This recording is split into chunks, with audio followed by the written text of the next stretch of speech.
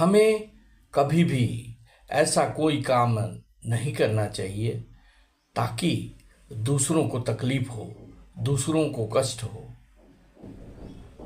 हम जितना दूसरों का सेवा करेंगे, दूसरों का मदद करेंगे, ईश्वर भी हमारा उससे कहीं ज़्यादा मदद करेगा।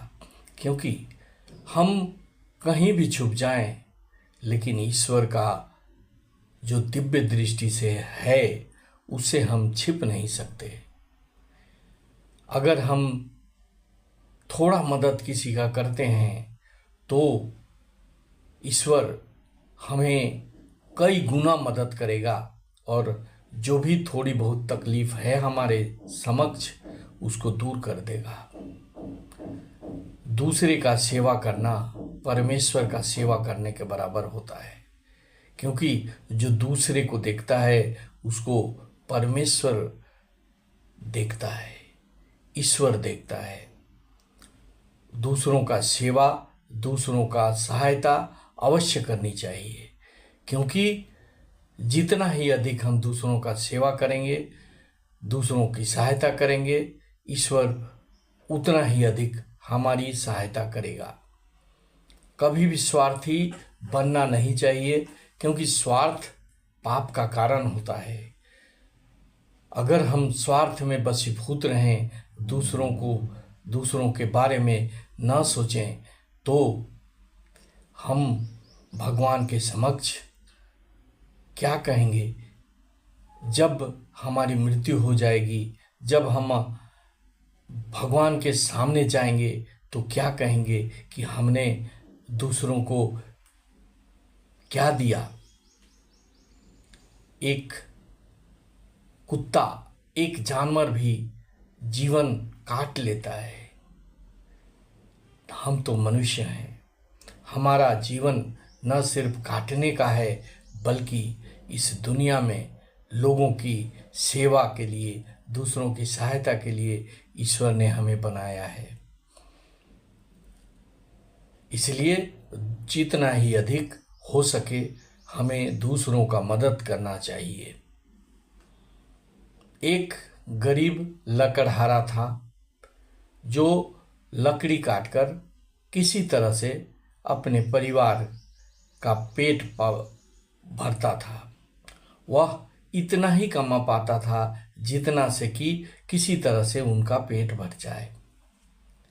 एक बार की बात है, उस गांव में एक संत आए हुए थे। उस लकड़हारे ने भी संत के दर्शन के लिए गए। जब उसे समय मिला तो उसने संत से पूछा, भगवान, मेरा किस्मत में क्या लिखा है? संत ने कहा, मैं रात को भगवान से पूछकर तुम्हें कल बताऊंगा। दूसरे दिन वह लकड़हारा संत के पास गया। संत ने कहा कि बच्चे, तुमको भगवान 50 बोरी अनाज तुम्हारे किस्मत में लिखे हैं। तुम्हें 50 बोरा अनाज का ही भाग्य में प्राप्ति है, इसलिए तुम्हें कम आमदनी होती है और तुम धीरे धीरे करके उस 50 बोरे से ही अपना जीवन काट रहे हो। जिस दिन वो तुम्हारा जीवन का अंत होगा, उस दिन तक तुम 50 बोरे खा चुके होगे। तो लकड़हारे ने कहा, भगवान, आधा पेट खाने से तो अच्छा है, भगवान से कहिएगा मुझे एक बार 10 बोरी अनाज दे दें, ताकि मैं पेट भर एक दिन तो कम से कम खा लूं। कहा, ठीक है, मैं कल भगवान से बात करके तुम्हें बताता हूं। दूसरे दिन सुबह हुआ, किसान के घर 5 बोरे अनाज पहुंच गए। किसान ने उस अनाज से अच्छा अच्छा पकवान बनाया और पेट भर कर खाया, और अपने गांव के जितने भी लोग थे, गरीब अमीर, सबको बुलाकर उसको भोजन कराया। सभी खाकर उसको आशीर्वाद देकर चले गए। शाम को वह फिर संत के पास गया। संत ने पूछा कि तुम अनाज का क्या किया? तो बोला कि मैं पेट भर के खाया और दूसरों को खिला दिया। संत ने कहा कि ठीक किया, अब आगे क्या करना है मैं भगवान से पूछ कर बताता हूँ। दूसरे दिन पुनः 5 बोरे अनाज उसके घर पहुंच गए। उसने भरपेट भोजन किया और दूसरों को भी खिलाया। जो भी जिनके पास भी खाने को नहीं था सबको बुला बुला कर वह खिलाने लगा और सबका आशीर्वाद प्राप्त करने लगा। इस प्रकार से वह उसका जीवन चलते गया। प्रतिदिन 5 बोरे आते थे, वह अपना पेट भर खाता था और दूसरों को भी खिलाते जाता था।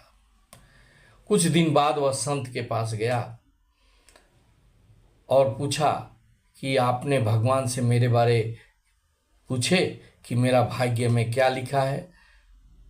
तब संत ने कहा, तुमने तो इतना पुण्य कमा लिया कि अब कभी भी तुम भूखे नहीं रहोगे। भगवान तुम्हारी सहायता हरदम करते रहेंगे। तुम जिस तरह से दूसरों की सेवा करते हो करते रहना। इस प्रकार से वह सदा दिन दूसरों को सेवा करता रहा, खिलाता पिलाता रहा और पेट भर खाता भी रहा, अपने परिवार का पालन भी करते रहा।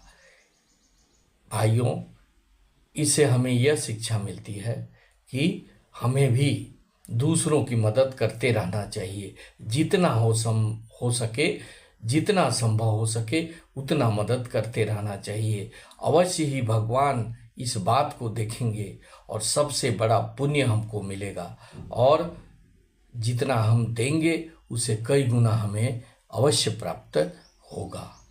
इस बात को अवश्य विश्वास रखना चाहिए क्योंकि भगवान सब कुछ देख रहे हैं।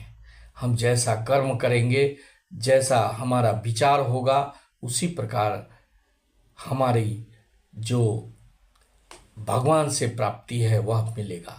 अगर हम बुरा करेंगे, दूसरे को प्रताड़ित करेंगे, दूसरे का हानि करेंगे तो हमारा भी हानि होगा। इसलिए जितना हो सके दूसरों को मदद करना चाहिए, दूसरे को कभी भी हानि नहीं पहुंचाना चाहिए, क्योंकि जैसा बोओगे वैसा ही काटोगे। जितना दोगे उससे कई गुना प्राप्त करोगे। 1 रुपया दोगे, लाखों रुपया तुम्हें मिलेगी। इसलिए जितना हो सके जरूरतमंदों की सेवा करनी चाहिए। यही सबसे बड़ा भक्ति है, सबसे बड़ा मुक्ति है। अगर यह वीडियो अच्छा लगा तो इसे सब्सक्राइब करेंगे, शेयर करेंगे और लाइक करेंगे। Thank you very much. जय हिंद, वंदे मातरम।